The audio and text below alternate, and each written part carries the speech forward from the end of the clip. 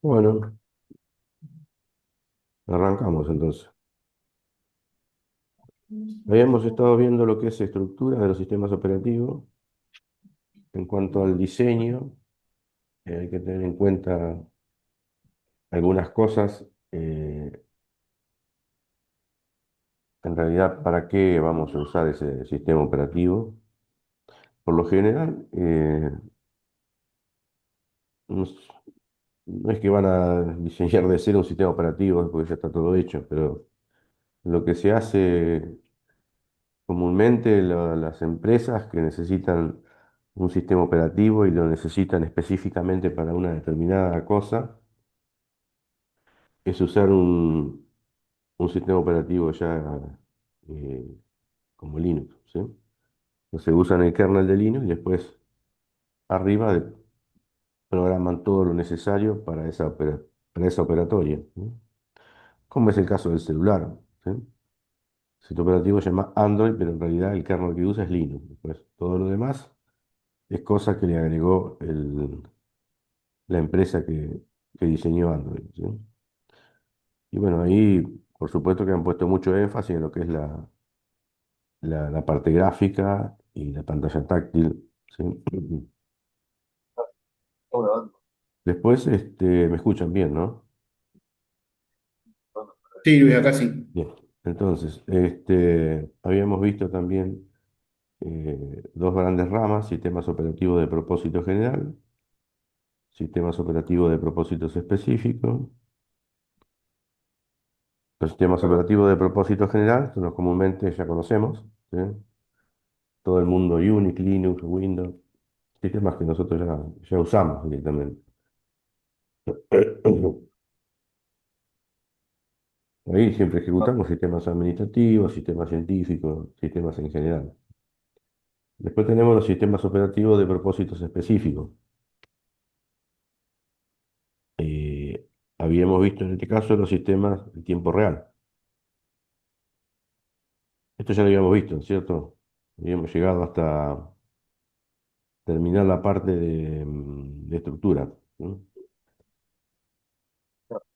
Los sistemas operativos de tiempo real, que los podemos dividir en tiempo real estricto y tiempo real no estricto, ¿no?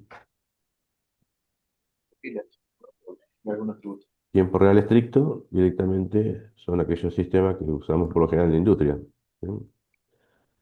Aquellos sistemas que controlan, no sé, máquinas herramientas, no sé, calderas, trenes de laminación de una siderúrgica.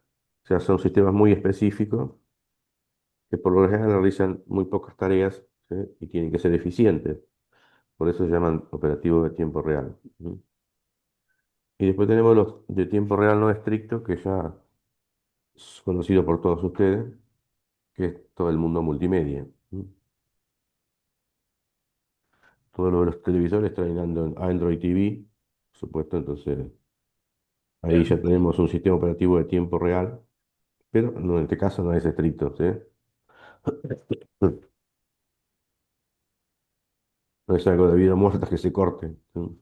No es como un sistema que está en una industria. Bien, política, mecanismos y la implementación, es decir, qué hacer, cómo lo hacemos y después cómo lo implementamos, ¿no? Después habíamos visto las distintas estructuras: simple, microkernel, monolítico, por capas y modular. Estructura simple, este, un sistema operativo muy básico que tiene muy pocas system call, digamos. Las system calls son muy mínimas, como el sistema operativo de OS, monotarea, ¿no? El sistema operativo con estructura microkernel. En este caso teníamos un kernel muy pequeño, ¿sí? Con las funciones básicas del kernel, que es la administración de procesos, memoria, interrupciones, ¿sí? Y después el resto del sistema operativo está por fuera del espacio del kernel, ¿sí? Todo lo que tiene que ver con drivers, servicios, etcétera, etcétera. Shell, este, y otros módulos del sistema operativo. Habíamos dicho que este era una estructura de microkernel que era muy segura, ¿sí? Como es segura, así también es un poco lenta. Entonces, ¿y por qué era un poco lenta? Bueno, porque cada uno de los módulos en realidad está en espacios de memoria diferentes. ¿M? Está en espacios de memoria diferentes. Entonces, cada vez que un módulo tiene que actuar, tiene que haber un cambio de contexto en la administración de la CPU. ¿M? Después más adelante vamos a ver qué es el cambio de contexto cuando veamos eh, administración de procesos. Pero un cambio de contexto generalmente podemos decir que un proceso que se está ejecutando eh, sale porque tiene que hacer una operación, sale y vuelve, mientras sale ese proceso, entra otro proceso al estado de ejecución, ¿eh? Hasta que termina, hace una system call o vuelve al estado de listo, etcétera, lo que sea, ¿sí? Pero bueno, cada cambio de contexto, como los módulos están en espacios de memoria diferentes, son como procesos aislados, como un proceso de usuario, prácticamente. Entonces, cada cambio de contexto implica que tiene que actuar el microkernel, ¿sí? Bien, kernel muy chiquito, ¿sí? Eh, Muy seguro, pero bueno, como les dije, es un poco lento. Este es un ejemplo de sistema operativo microkernel y se usa masivamente en los dispositivos, ¿sí? Así que está inmerso en la mayoría de los dispositivos, ¿sí? El, por ejemplo, en los discos rígidos, ¿sí? No importa que sea un poco lento porque sabemos que los discos son lentos. Entonces, pero ahí lo más importante es que el sistema operativo que tiene ese dispositivo sea seguro. Entonces, no importa tanto la lentitud, sino que importa más la seguridad. Entonces, por eso es usado mucho masivamente en los dispositivos. ¿M? Estructura monolítica. ¿M? Bueno, este lo que tenía era que aislabas muy bien los errores porque un error en un módulo no afecta al resto. ¿M? En cambio, esta estructura monolítica significa que todos estos módulos, en realidad, todos estos módulos están en el mismo espacio de memoria. Por lo tanto, es como un gran programa, ¿eh? Todo el sistema operativo es como un gran programa. Entonces, al estar en el mismo espacio de memoria, cada módulo que se ejecuta no necesita hacer context switching, ¿eh? No necesita eh, ir al kernel para hacer un context switching porque es todo parte del mismo sistema. Bueno, es mucho más rápido, ¿sí? Y la mayoría de los sistemas operativos se basan en lo que es en una estructura monolítica. Más que nada el sistema operativo Linux. El otro era enfoque por capas. Este, el sistema operativo está dividido en un número de capas, se llama niveles. ¿Sí? El nivel más bajo es el hardware, perdón. Y bueno, por último tenemos el nivel de aplicaciones. ¿Sí? Tenemos la capa de abstracción del hardware, que es la capa de software que se comunica directamente con el hardware. ¿Sí? Y después tenemos las distintas capas de administración, CPU, file system, servicios, interfaces, etcétera, etcétera, etcétera, ¿sí? Hasta llegar al nivel de aplicaciones. Pero bueno, lo que es una estructura por capas, ¿sí? cada, cada solicitud de alguna aplicación, por ejemplo, en un nivel superior, tiene que pasar por todas las capas hasta llegar al hardware, ¿sí? Y bueno, y viceversa. O sea, cada capa se comunica con la siguiente. Esto hizo que el sistema operativo fuera un poco lento, entonces... Ah, y este lo había implementado en su principio Microsoft en los Windows Server, luego lo tuvo que corregir usando lo que se llama tunneling. En realidad se salteaban las capas, ¿sí? Entonces, eh, eso hizo que el sistema operativo sea un poco más rápido y ya la versión NT4 de sistema operativo estaba hecho con Touring. Eh, pero bueno, ya el mismo había dejado, por lo tanto había dejado de ser un sistema por capa específicamente, ¿sí? Bien, después habíamos visto la estructura modular. Esta estructura modular, ustedes tómenla como si fuese, bueno, es en realidad, es monolítica, ¿sí?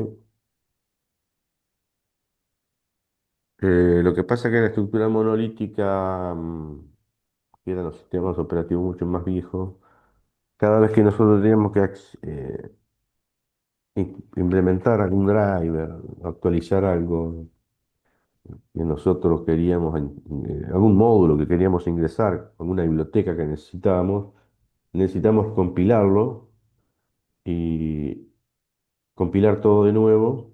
Hasta a veces era necesario compilar el kernel de nuevo. Y bueno, después había que reiniciar el equipo. Entonces, esta estructura modular es similar, es una estructura, en realidad es una estructura monolítica, pero cada módulo se comunica entre ellos y se comunica con el núcleo principal. Pero en definitiva en particular es una estructura monolítica, ¿sí? Está todo en el mismo espacio de memoria.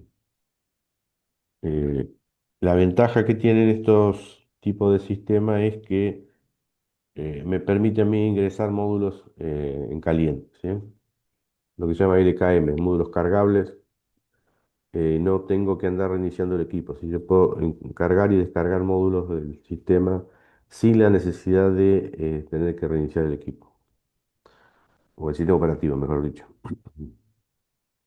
El equipo no, porque el equipo si tiene muchas máquinas virtuales, no voy a reiniciar todo, se reinicio la máquina virtual que corresponde. Este, bien, ¿alguna pregunta? No venimos bien por acá. ¿Todo bien? Bien.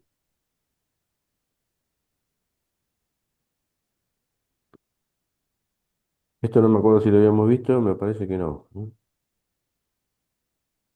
Yo anoche vi el video, pensé que esto no lo habíamos visto.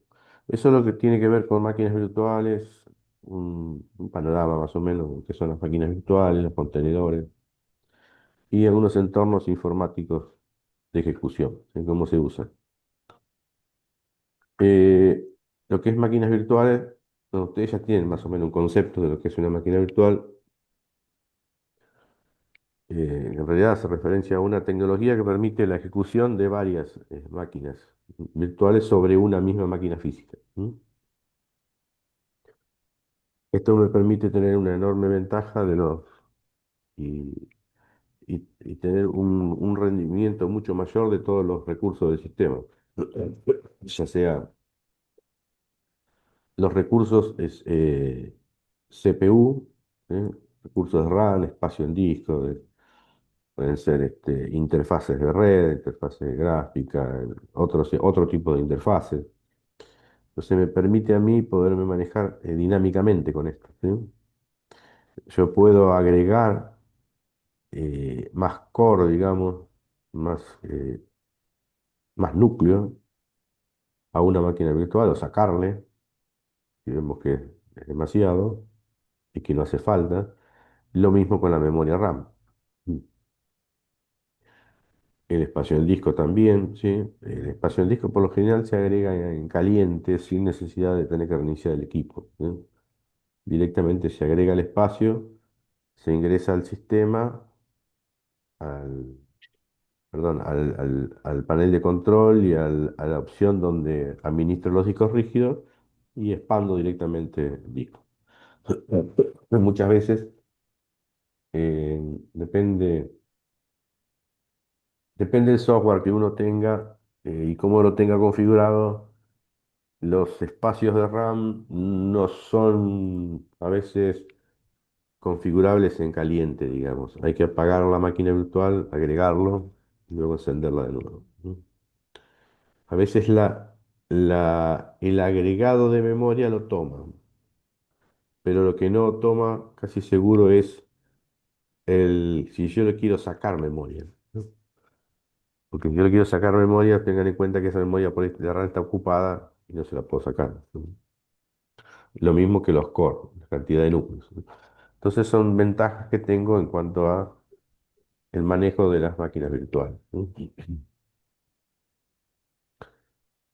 Eh, de todos modos, lo que es máquinas virtuales no es un concepto nuevo porque esto viene de hace muchos años. O sea que eh, más o menos a partir de la década del 2000, 2000 y pico, 2010 ya empezó a hablar mucho de virtualización.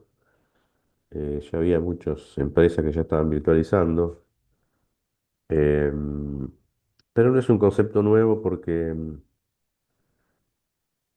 IBM, por ejemplo, ya lo tenía implementado en la década del 80. En la década del 80 ya tenía implementado en lo que nosotros llamamos los mainframe, máquinas virtuales.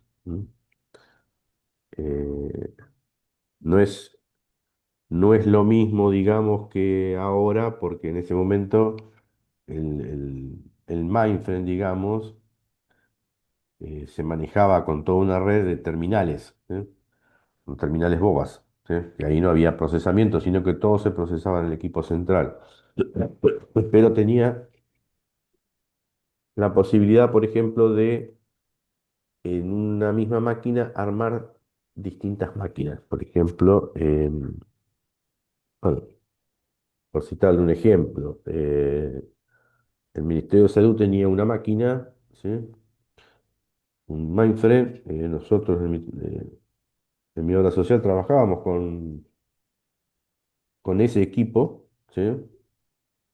Del Ministerio de Salud. También trabajaba, eh, eran cuatro, el IPS, el Instituto de la Vivienda, bueno, el mismo ministerio, no me acuerdo si había algún otro. Todos esos procesaban ¿cómo es? En ese equipo. Uno a la mañana, otro a la tarde, otro a la noche, todo el equipo estaba las 24 horas prendido. Y en un momento IBM viene con la noticia de que iba a cambiar el sistema operativo e iba a implementar máquinas virtuales.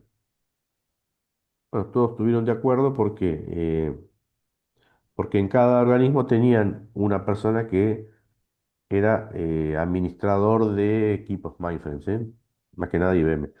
Entonces, todos dijeron que sí, y bueno, implementaron un sistema de virtualización. Entonces, cada organismo tenía su propia máquina, digamos, ¿sí? Se administraba su propia máquina. Por supuesto que el dueño, que era el ministerio, le decía, vos tenés tanto de procesamiento, tantas particiones para procesar, tanta memoria RAM, tanto espacio al disco, etcétera, ¿no? Y vos después te lo administrás como vos quieras, ¿no? Entonces, eh, eso digo que es un concepto que viene de esa época, es viejo. Mm. Este dibujito hace referencia más o menos a una estructura de virtualización bastante estándar, ¿sí? Donde tengo los servidores. ¿M? Sobre el servidor, acá yo no necesito instalar un sistema operativo, ni Linux, ni Windows, nada, ¿sí? Yo directamente instalo el hipervisor, que se llama el hipervisor. Es como si ustedes instalaran el VirtualBox directamente sobre una PC que no tenga sistema operativo, ¿sí? En ese caso no pueden hacerlo porque el VirtualBox funciona bajo un sistema operativo, ¿sí? Pero ¿se entiende el concepto? Es como instalar algo directamente sobre el hardware, ¿sí? No necesitamos sistema operativo. Después esos hipervisores que se instalan en cada uno de los servidores, después se administran de forma remota, ¿sí? Este, con una interfaz gráfica donde yo hago movimiento, creo máquinas, asigno, organizo todas las máquinas, ¿sí? Eso lo hago después directamente de la oficina con una terminal, ¿sí? Con una PC, con un software que administra todas las máquinas, ¿sí? Depende del software también a veces, porque si uno compra licencia, hay licencias que administran todo. También VMware tenía licencias que eran gratis, pero bueno, no me permitía administrar todo en uno, sino que tenía que administrar uno por uno, eran individuales. Bueno, pero bueno, es una licencia gratis, ¿sí? Tiene pocas funciones. Pero si no, lo ideal es, bueno, que en este caso, si tengo tres servidores, que todo se administre en conjunto, ¿sí? En este caso, los servidores tienen instalado el hipervisor y eh, no tiene datos. Los datos que tiene están todos en el sistema de almacenamiento, ¿sí? O sea, todas las máquinas virtuales que ustedes ven acá arriba están grabadas en el sistema de almacenamiento. ¿Sí? Por supuesto que tiene todo, todos tienen su sistema de seguridad, ¿sí? Entonces, la idea de esta idea es que, por ejemplo, desde a mí se me cae este servidor, ¿sí? Se me cae este servidor. Las máquinas virtuales que están generadas en este servidor están acá, por lo tanto, es factible levantarla en estos dos servidores, ¿sí? Se reparten la carga entre los dos servidores, ¿sí? Eso muchas veces, a veces se puede hacer manual, depende de la configuración, y muchas veces se hace de forma automática, ¿sí? Se cae un equipo y automáticamente las máquinas se levantan en los otros equipos, ¿sí? Pero bueno, eso porque yo tengo todas las máquinas en un dispositivo de almacenamiento, ¿sí? Por supuesto que yo tengo seguridad en todo esto porque estos dispositivos de almacenamiento tienen, por ejemplo, dos fuentes de alimentación. Se me rompe una fuente, la cambio por otra y sigue funcionando con una mientras tanto. Los servidores lo mismo, tienen dos fuentes de alimentación. Eh, si tienen instalado el hipervisor sobre un disco, bueno, por lo general tienen dos discos en forma de espejo, entonces se me rompe un disco, lo cambio, pongo uno nuevo y todo sigue funcionando sin apagar ningún equipo. Todo esto, todo el intercambio de discos, el intercambio de fuentes de alimentación, eso se hace todo lo que se llama hot swap, ¿sí? Intercambio en caliente. ¿Sí? Entonces, sí, ¿alguien iba a decir algo? No, no, Luis. Ah, bien, entonces, o sea, todo tiene su sistema de seguridad, digamos. Tiene dos fuentes de alimentación. Estos sistemas de almacenamiento tienen doble controladora. Las doble controladoras funcionan al unísono con todos los discos, entonces, y están conectadas a las dos controladoras a todos los servidores. Entonces, se me cae una controladora, sigue funcionando por la otra.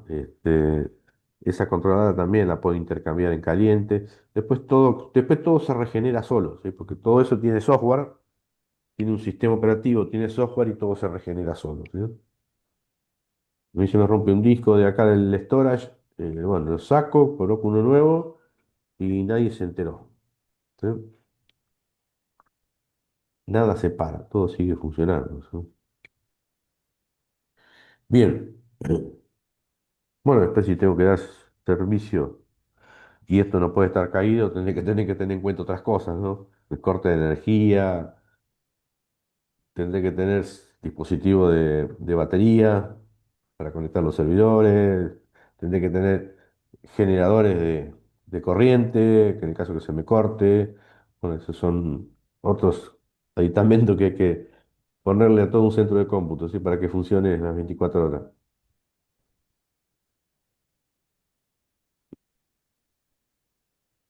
Entonces,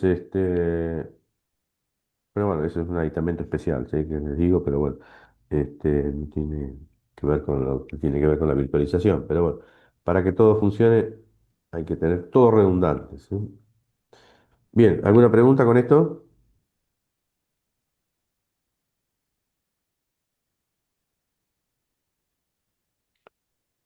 Eh, entonces acá tenemos un hardware, hipervisor y varias máquinas, ¿sí?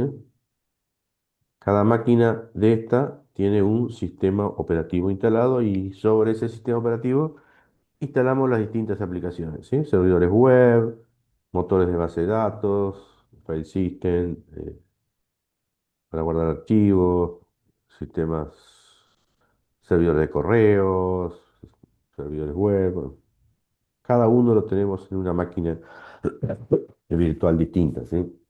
Todos son el mismo hardware, ¿sí?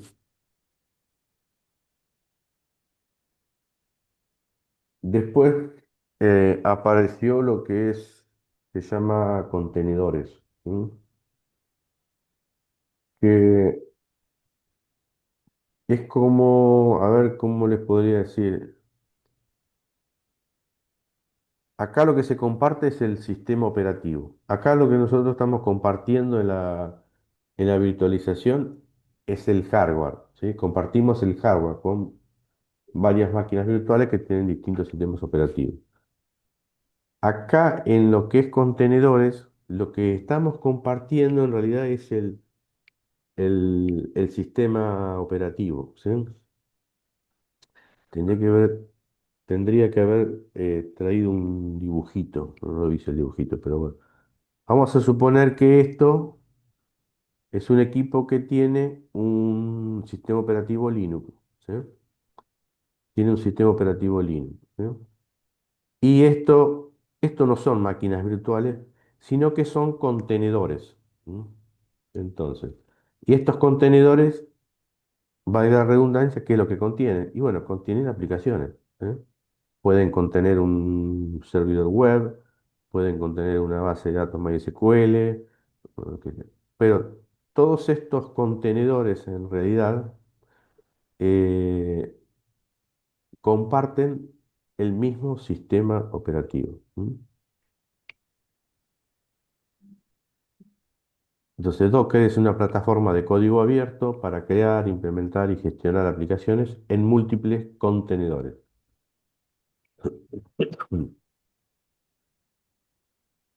Eh, Docker es lo que se instala en un servidor Linux, ¿sí? Se instala Docker directamente, ¿sí? Y es la plataforma que me permite a mí, el software que me permite a mí armar los distintos contenedores, ¿sí? Entonces, la idea de estos contenedores es que sea portable, ¿sí? Yo tengo una aplicación, vamos a usar este ejemplo, ¿sí? Pero tengo aplicaciones corriendo acá que no son máquinas virtuales, sino que son contenedores con una aplicación determinada. Yo genero esa aplicación y esa aplicación, sin ningún problema, yo la puedo llevar a otro equipo Linux y que tenga Docker instalado. Si tiene Docker instalado, levanto ese contenedor en ese Docker y ya tengo el sistema funcionando, ¿sí? O sea, es muy portable.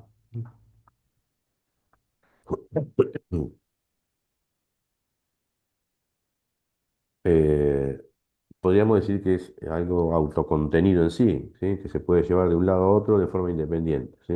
Es portable. Eh,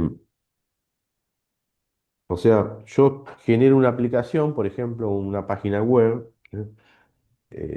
Genero un contenedor donde voy a alojar una página web y bueno, en ese contenedor tendré que instalar todos los recursos necesarios que necesito para esa aplicación, ¿sí?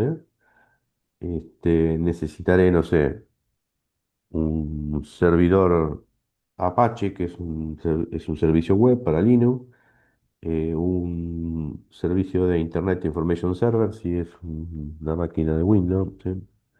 Este, entonces yo armo todo ese paquete, ¿sí? En un contenedor donde tengo todas las bibliotecas, las configuraciones, todo lo que necesita. Una vez que eso está todo funcionando, ¿sí? Después, cuando tiene que hacer peticiones al sistema operativo, usa el sistema operativo del host, el sistema operativo base. El sistema operativo es único, ¿eh? Y los contenedores usan ese único sistema operativo host, ¿sí? Que es el que está instalado en el equipo. Que tranquilamente puede estar instalado sobre una máquina virtual también, ¿no? Pero bueno, este, esa es lo que se usa generalmente hoy en día, ¿sí? Para lo que mucho lo usan los desarrolladores, ¿sí? Para crear sus propias aplicaciones y después las pueden probar en distintos lugares, ¿sí? Siempre y cuando tengan una máquina con Docker. Este, ¿alguna pregunta con esto?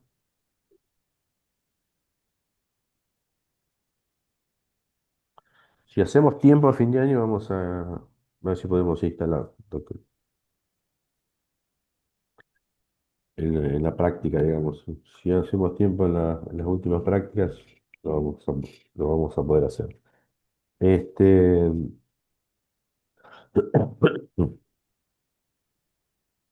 bueno, tiene muchas ventajas porque es mucho más rápido, ¿sí? Eh, en realidad necesito un solo sistema operativo base, ¿sí? Y todas las aplicaciones corren sobre ese sistema operativo, ¿sí? Por supuesto que tiene que tener la cantidad de recursos necesarios para poder correr, ¿sí?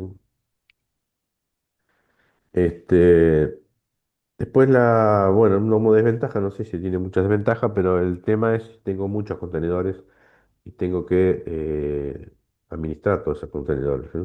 Existen algunas herramientas que para el manejo, ¿sí? Como tengo que manejar muchos contenedores, como no sé si habrán oído hablar de Kubernetes, ¿sí? O Docker Swarm. Docker Swarm es nativo de Linux, ¿sí? De Docker. Entonces, este es de otra empresa, pero bueno, tranquilamente se puede instalar, ¿no? Después, bueno, esto en realidad nativamente corre sobre Linux, ¿sí? Porque es nativo del kernel de Linux, ¿sí? Después, si me dicen, bueno, lo puedo correr en Windows, eh, y sí, se puede correr en Windows, ¿sí? Pero bueno, no es nativo, ¿sí? Entonces hay que instalar un servicio extra que se llama Docker Desktop, que ahí corre un sistema operativo, un kernel de Linux, y ahí puedo montar las aplicaciones en un sistema operativo Windows, ¿sí?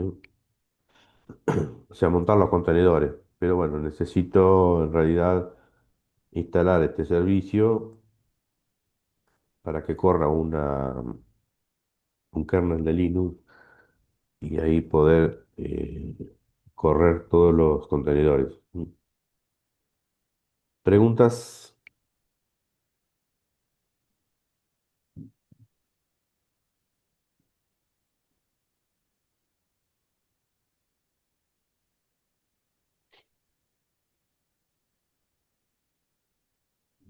Bien. Bien, entonces, ¿se dieron cuenta la diferencia entre virtualización y contenedores? Por lo menos la diferencia, ¿sí? Que es uno y que es otro.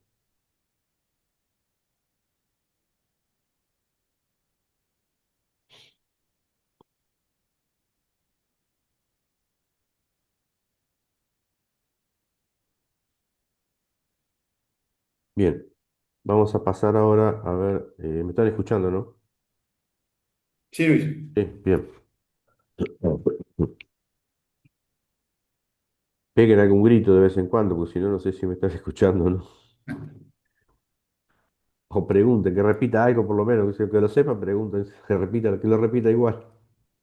Este, lo que se llama sistemas cliente, perdón, sistemas cliente servidor. ¿Mm? Nosotros si venimos de la historia, hay que tener en cuenta que eh, venimos de la primera IBM 360, ¿sí? O sea, en la década del 60, ¿sí? O sea, venimos de los mainframe, ¿sí? De las grandes computadoras. Esas grandes computadoras, bueno, que hoy también existen, pero bueno, de otra forma, ¿sí? Esas grandes computadoras tenían sus redes, eh, donde los desarrolladores trabajaban, construían su programa, la gente de producción corría los sistemas, y eso lo hacían sobre terminales. Entonces, eso eran terminales boba, digamos, ¿sí? ¿Por qué le llamaban terminales boba? Bueno, porque ahí no había procesamiento. ¿Eh? El procesamiento se hacía todo en el host, en el mainframe. ¿Eh? Todas las terminales estaban conectadas y todos esos sistemas, los que estaban programando, compilando, etcétera, todo se hacía sobre el equipo central. ¿Sí?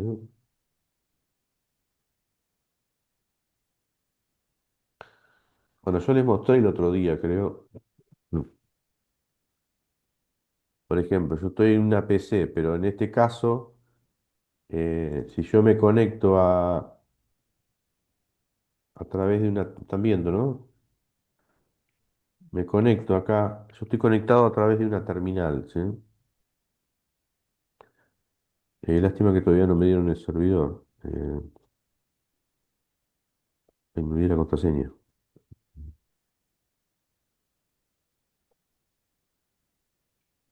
Bueno, yo estoy conectado a un servidor acá de la Facultad de La Plata, ¿sí? A la UTN de La Plata. Bueno, muchos alumnos se conectan, como me conecté yo, se conectan al servidor de la facultad.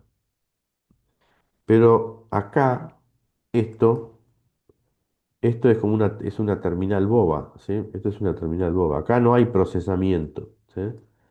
Todo lo que yo haga acá, ¿sí? Todo lo que yo haga acá se va a ejecutar sobre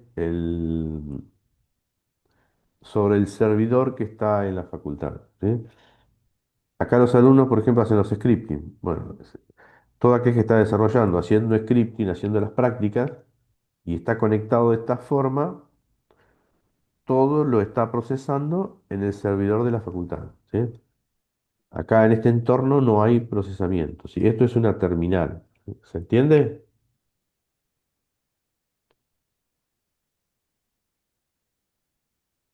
¿Sí?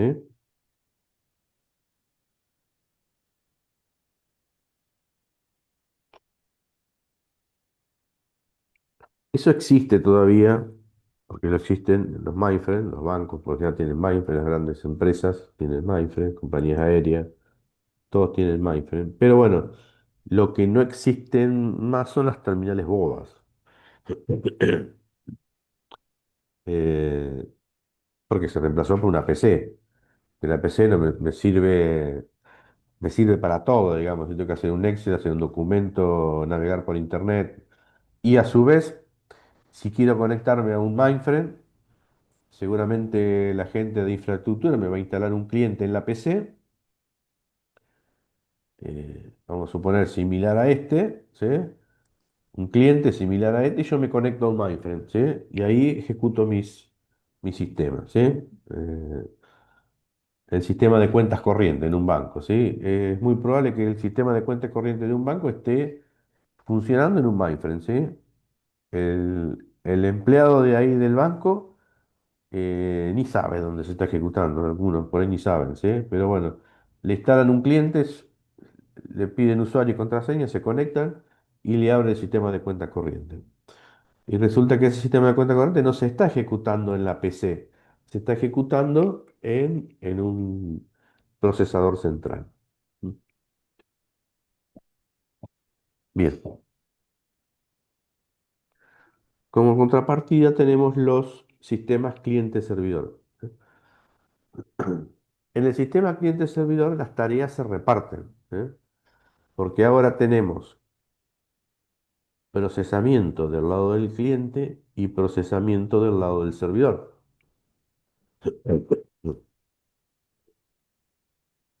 Cuando ustedes abren el navegador eh, Chrome, Firefox, cualquiera, ¿sí? Cuando ustedes abren el navegador, que hacen doble clic, generaron ¿qué se generó?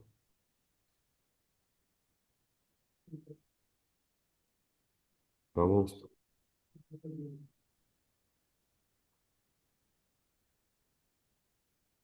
se generó un proceso, ¿sí? Se generó un Gracias. proceso. Cuando hicieron doble clic, se generó un proceso. ¿Mm? ¿Y ese proceso dónde se generó? En la PC que ustedes están trabajando. Recién abrieron el Chrome directamente. Lo único que hicieron fue abrir el Chrome, ¿sí? No estoy conectado a la facultad.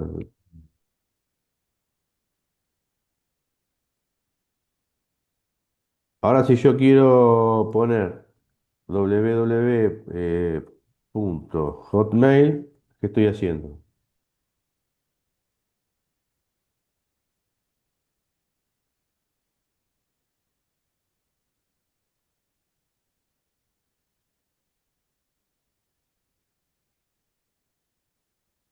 Yo escribí www.hotmail. ¿Qué estoy haciendo? ¿Pidiendo algo a quién?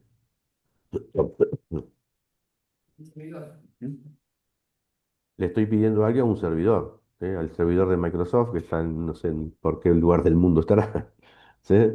Estados Unidos, no sé. Entonces, hay procesamiento de los dos lados.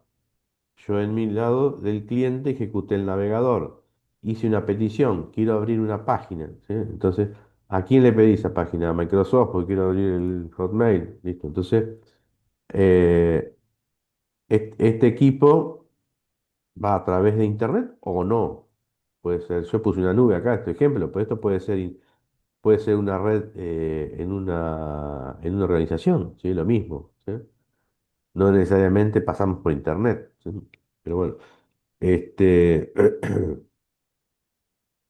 hacemos la solicitud y entonces acá hay procesamiento porque tenemos que ejecutar el navegador y hacer una solicitud a un servidor.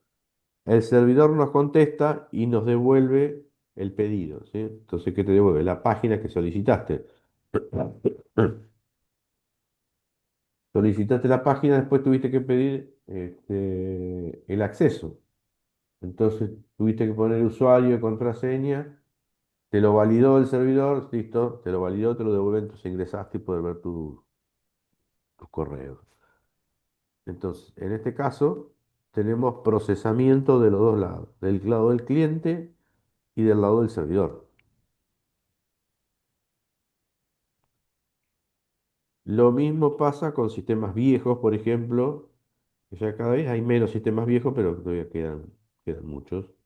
Sistemas de escritorio, ¿sí? Un sistema de control de stock, por ejemplo, no sé, o de facturación, que lo tengo en una PC y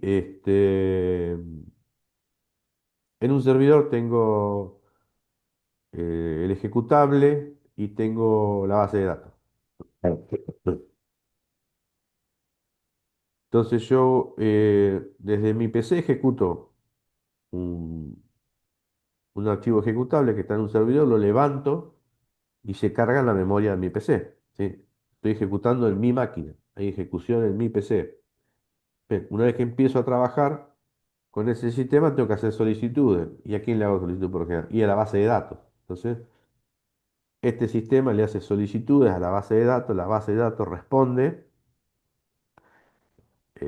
selecciona los datos que pediste y se lo devuelve al cliente, ¿eh? Entonces tenemos procesamiento en los dos lados. Internamente funciona como un sistema cliente-servidor también, ¿sí? Muchos sistemas internos del propio sistema operativo funcionan de esa manera. ¿Alguna pregunta con esto? Después tenemos que ver cuáles son los componentes, ¿sí? Bueno, componente cliente, componente servidor, si estamos internamente en el mismo sistema operativo, no, pero si no tenemos la necesidad de tener una red o internet también. Tenemos que ver qué servicios estamos solicitando, ¿sí? Acá entran en juego los protocolos, ¿sí? Los protocolos de comunicación. Protocolos de comunicación, si estamos hablando de, eh, por ejemplo, un servicio web, y bueno, si hablando de un servicio web, sabemos que eh, el protocolo es el HTTP, ¿sí?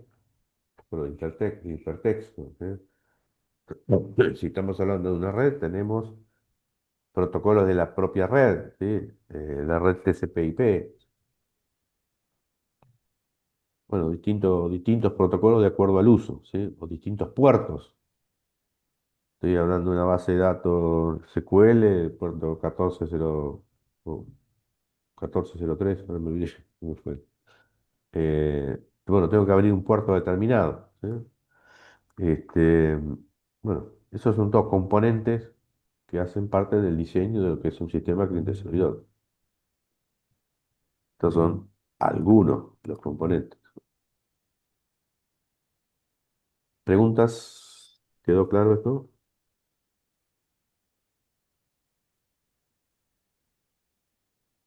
Sí, Luis. Bien.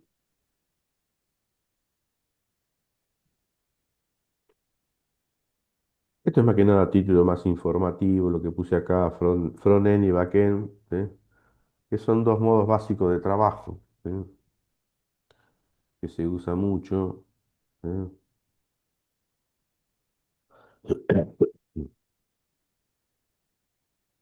Cuando ustedes empiecen a desarrollar, bueno, hay que ver qué es lo que van a hacer, ¿sí? Si están en alguna empresa, para decir, no, vos dedicate a lo que es el front, programame todo el front, y otro decir, no, vos trabajás en lo que son las API, ¿sí? Entonces, va a ser otro tipo de desarrollo. Mm. Y acá está un esquema más o menos básico, ¿sí? Muy básico. Si esto es una organización, ¿sí? Eh, donde esa organización muestra sistemas que se usan desde Internet, desde afuera, entonces tenemos que tener muy en cuenta la seguridad. Y para tener en cuenta la seguridad, lo principal que tenemos que tener es una barrera, ¿sí? Una pared, lo que llamamos firewall, ¿sí? Un firewall. Este, ese firewall lo que hace en realidad es dejar pasar solamente lo que se necesita, ¿sí? El protocolo que se necesita, el puerto que se necesita, a qué servidor se necesita acceder, a cuál no, ¿sí? Esto está dividido generalmente en dos redes. Esta sería la red de la organización, ¿sí? Lo llamamos red LAN, ¿sí? La red de la organización. Eh, solamente están dibujados los servidores, ¿no? Pero bueno. Eh, y si tenemos cosas que están expuestas al exterior, esto por lo general se pone en una red que se llama DMZ, o zona desmilitarizada. Esto viene de la Armada de los Estados Unidos, ¿sí? Eh, o sea, zona desmilitarizada sería la zona en la cual nos podemos mover. O sea, la gente se puede mover acá, ¿sí? Todos estos que están queriendo entrar a sistemas o páginas de esta empresa, a estos servidores que están acá, que pueden ser servidores web, etcétera, lo ven, lo van a ver. Pero esta gente que está acá no va a ver todo esto que está acá, ¿no? Entonces, en crear el conjunto de sistemas se desarrolla como en partes, digamos, ¿sí? En realidad esto sería como la cáscara del sistema, ¿eh? Las pantallas y todo lo que tiene que realizar, ¿sí? Después si, bueno, vamos a suponer ahí en Trenquelao, que no sé cómo tiene organizada la red, pero vamos a suponer que esto es la red de la Facultad de Trenquelauquen, ¿sí? Servidores. Acá están los servidores que están adentro de la LAN, ¿sí? Hay distintos tipos de servidores, puede haber también web, pero por lo general eh, están los servidores donde están las APIs, las aplicaciones. Entonces, y la página de la facultad, www, Facultad Regional de Quilano, ¿no? Está acá, porque la vende en cualquier parte del mundo, ¿sí? Por ejemplo, un servidor de correo de la facultad y lo van a ver, seguramente, pues queda hasta acá, ¿sí? En esta red. ¿Por qué? Porque lo tienen que ver, ¿sí? Un servidor web que tiene, bueno, esto también puede ser una cáscara, un servidor de correo puede ser una cáscara que tiene la interfaz de entrada y le pide usuario y contraseña. Y después los correos en realidad están instalados en un servidor que está dentro de la... Pero ¿quién accede acá a este? Y accede este nada más, tiene accesos, ¿eh? Y acá nadie puede acceder acá. Lo mismo con un sistema, ¿sí? Accede al sistema, bueno, necesita traer datos, ¿sí? O necesita loguearse, ¿sí? Entonces va a pedir una solicitud a ver si es un usuario o no. Ese usuario por ahí está en una base de datos. Pero ¿quién le resuelve? El usuario y la contraseña, una aplicación, ¿sí? Una API, y es la que consulta la base de datos y se la devuelve al front. Pero van y así todo. Los sistemas funcionan más o menos de esta forma. Es una forma básica, ¿sí? Este,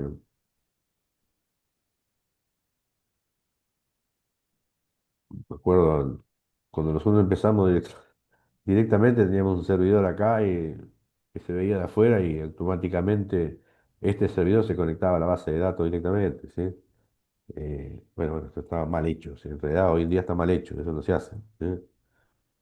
Esto solamente es la carcasa del sistema y después pedirá solicitudes a las API correspondientes o la cantidad de API que necesite acceder este front que está acá, ¿sí? Pero bueno, las API están todas acá y están protegidas, que en realidad son las que se comunican con las bases de datos. Después, por supuesto que acá tenemos toda la red de la facultad, ¿sí? La red de los administrativos, ¿sí? Que pueden estar en distintas redes, digamos, eso depende de la organización de la facultad. ¿Más o menos quedó claro esto?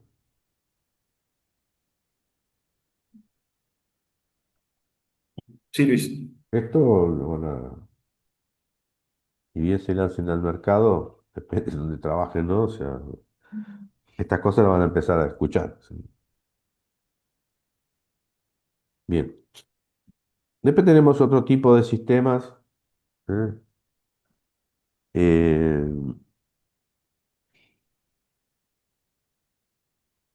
Esto en realidad no está en el libro, ¿sí? Esto lo puse yo para que ustedes vayan viendo algunas cosas, ¿sí? Pero no está en el libro esto, ¿sí? No tiene nada que ver con... El resto de las cosas, sí, sistema cliente-servidor, sistemas tradicionales, los que les comenté hoy, sistemas entre iguales, sistemas... Bueno, sistemas basados en web en realidad son sistemas que ya los conocemos, ¿sí? Pero bueno, el libro los pone como sistemas basados en web, ¿sí? Bueno, acá ya necesitamos el navegador, por supuesto, ¿sí? Y después tenemos algunos otros tipos de sistemas, como lo que llamamos sistemas peer-to-peer, ¿sí? Que ahí tanto el cliente como el servidor, ambos hacen las dos funciones, son cliente y son servidores a la vez. Por eso se llaman redes peer-to-peer, ¿sí? Eh, Seguramente ustedes tienen alguna red peer-to-peer en sus máquinas y lo saben.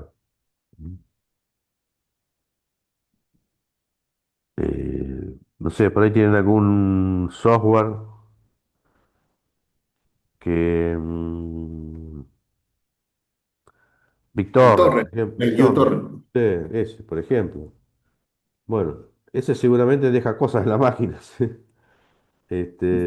Guarda información en la máquina. Entonces, otra persona que necesite los datos que están en la máquina de ustedes, por ahí capaz que les conviene más ir a buscar a su máquina que ir a buscarlo al servidor real, ¿sí? Entonces, todas las máquinas es como que están conectadas, ¿sí? A veces los antivirus también, los antivirus me refiero a los antivirus que están en una organización donde, por ejemplo, en un edificio de 10 pisos, ¿eh?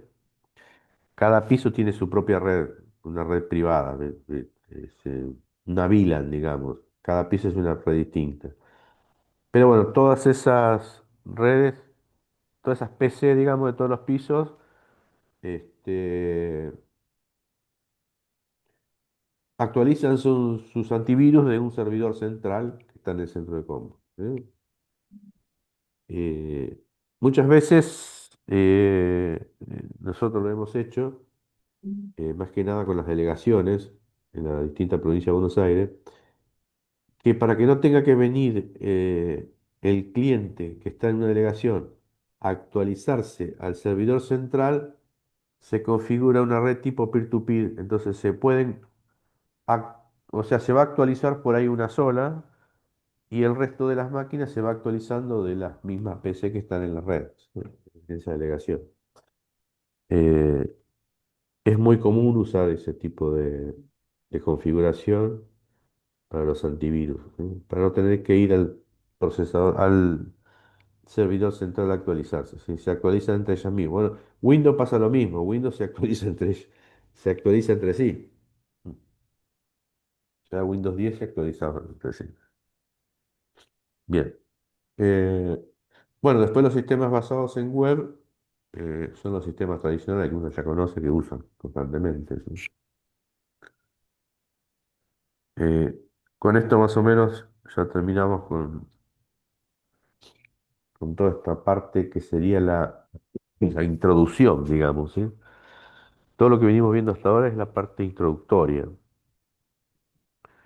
Ya la clase que viene directamente ya vamos a empezar a ver lo que es la parte de administración de procesos. Pero bueno, antes de entrar en lo que es administración de procesos, vamos a hacer un repaso de interrupciones. De que ustedes esas cosas que ya la vieron en la arquitectura, ¿no? ¿Y qué es una interrupción? ¿Sí? Es la suspensión temporal de la ejecución de un proceso, ¿no? Para pasar a ejecutar una subrutina del servicio de interrupciones, ¿no? Eso puede pertenecer al mismo sistema operativo, puede pertenecer a la BIOS, ¿sí? Después tenemos distintos tipos de interrupciones, ¿sí? Este, ¿qué tipos de interrupciones conocen ustedes? Interrupciones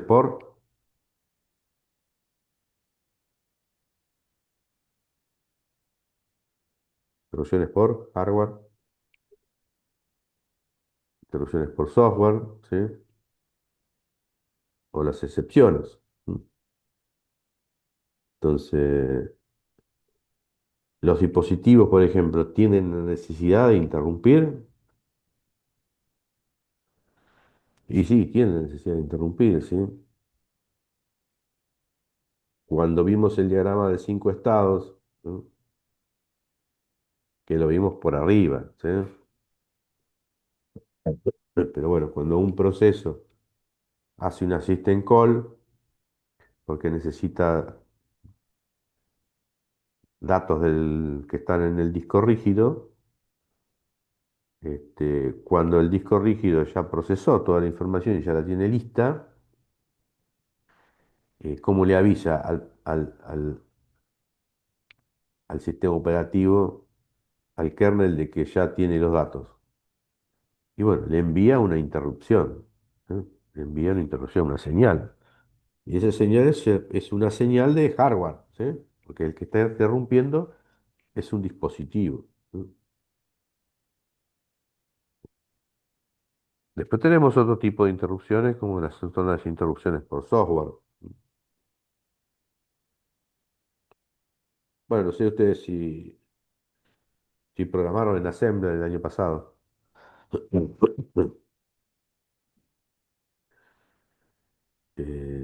Bueno, si programaron en Assembler, hay una instrucción que es la INT, tiene un código, ¿sí? Bueno, es una interrupción que yo estoy provocando en mi programa. Entonces es una interrupción por software, ¿sí?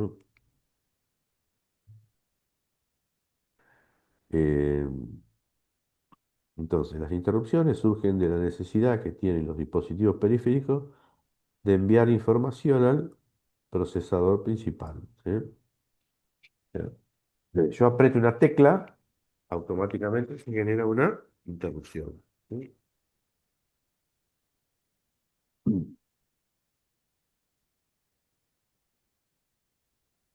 Eh, antiguamente había una técnica que se llamaba técnica de pooling, eso era antes. Me lo iba a sacar, pero en realidad lo dejé. Eh, y bueno, la otra es la técnica propiamente dicha de interrupciones, que es lo que se usa ahora, ¿sí? ¿Por qué? Porque el diagrama de 5 estados se basa en eso, en el sistema de interrupciones, ¿sí? Está constantemente mandando interrupciones al procesador central, ya sea un dispositivo, el mismo programa, ¿sí? El mismo programa de usuario, el mismo sistema operativo. Se basa en sistema de interrupciones, ¿sí? Entonces hay un proceso que se está ejecutando, ¿sí? Y si viene una interrupción, ¿qué tengo que hacer? Eh, Salvar todos el proceso que está en ejecución porque tiene que atender la interrupción. Entonces, salvar ese proceso que se está ejecutando es saber dónde seguir con la ejecución del programa. Por lo tanto, va a tener que salvar el IP, lo que ustedes vieron, si es que vieron una assembly del IP el año pasado, ¿sí? O también se lo llama program counter o contador de programas, ¿sí? El PC. eh, bueno, estaba trabajando en el procesador, se estaba procesando, seguramente los registros internos de la CPU tenían datos que tenía que procesar. Bueno, todos esos datos se tienen que guardar junto con la próxima instrucción a ejecutar. Y bueno, qué es lo que tenía en la memoria, sí, etcétera, etcétera. ¿Sí? Algún registro que había leído del disco y que estaba en la memoria. Bueno, todo eso lo tiene que guardar. ¿Sí? ¿Por qué? Porque se tiene que ejecutar la rutina de interrupción. ¿Sí? O sea, la CPU salta a la dirección donde está el recurso del servicio de interrupciones. ¿Sí? La rutina del servicio de interrupciones. Perdón. Una vez que termina la rutina del servicio de interrupciones que se resolvió, vuelve el programa que estaba en ejecución. O no, puede volver otro. En realidad, ¿sí? No necesariamente va a volver el mismo. ¿Sí? Pero bueno, eso lo vamos a ver en la próxima clase. Este, en cambio, la técnica de pooling se usaba antiguamente, pero lo que pasa que era un poco lento porque la técnica de pooling en realidad era, bueno, hay que tener en cuenta que teníamos un solo procesador, ¿no? Entonces, cada cierto tiempo, milisegundo puede ser, tenía que ejecutar una rutina y ver si algún dispositivo necesitaba atención. Si algún dispositivo estaba con alguna llamada que necesitaba atención, lo tenía que atender. Pero bueno, esa rutina estaba corriéndose cada cierto tiempo y ver si algún dispositivo necesitaba atención. En cambio, el sistema de interrupciones directamente el dispositivo interrumpe, ¿sí? Y después se atiende, ¿sí? En este caso tenía que dejar de hacer lo que estaba haciendo para ver si algún dispositivo tenía alguna llamada de atención, ¿no? Tenía algo que resolver. En realidad lo dejé a esta técnica de pooling porque no hace mucho tiempo me enteré que los procesadores de inteligencia artificial, en realidad, que son procesadores muy especiales, ¿sí? Que están divididos en capas, y tienen muchos núcleos. Entonces, me enteré que usan la técnica de pooling. Pero, ¿por qué usan la técnica de pooling? Y porque en realidad ahora no tenemos un solo procesador, digamos, ¿sí? Tenemos esos como el micro de IA, tienen muchos procesadores. Entonces, sacrifican uno de esos procesadores directamente para la técnica. Y usan, en vez de usar interrupciones, usan la técnica de pooling. Pero bueno, es porque están específicamente uno de esos procesadores para eso, ¿sí? Bien. Bueno, con esto terminamos, ¿sí? Los tipos de interrupciones, hardware, software, excepciones, repásenlo después ustedes, está en el libro también. Y se terminó la clase.